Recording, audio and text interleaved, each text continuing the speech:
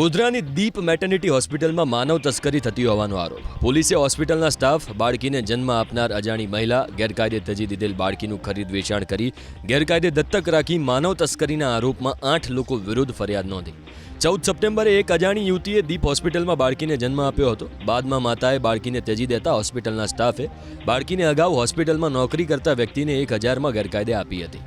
બાદમાં બાળકી બીમાર પડતા સારવાર માટે ગોધરા અને બાદમાં વડોદરાની અલગ અલગ હોસ્પિટલમાં સારવાર માટે દાખલ કરવામાં આવી, જ્યાં ફરજ પરના તબીબે બાળકીના મમતા કાર્ડની માંગ કરતા સમગ્ર કૌભાંડનો પર્દાફાશ થયો.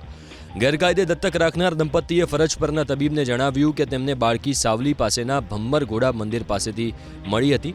શંકા જતા તબીબે પોલીસને જાણ કરી. પોલીસે તપાસ કરતા બાળ તસ્કરીના કૌભાંડનો પર્દાફાશ થયો.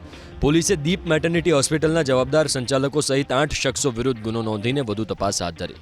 ગોધરા શહેર એ ડિવિઝન પોલીસે દીપ હોસ્પિટલના વોર્ડ બોય મિલન રાણાની અટકાયત કરી છે. આરોપીને સાથે રાખીને હોસ્પિટલમાં પંચનામું કરીને જરૂરી પુરાવા પણ એકત્ર કર્યા.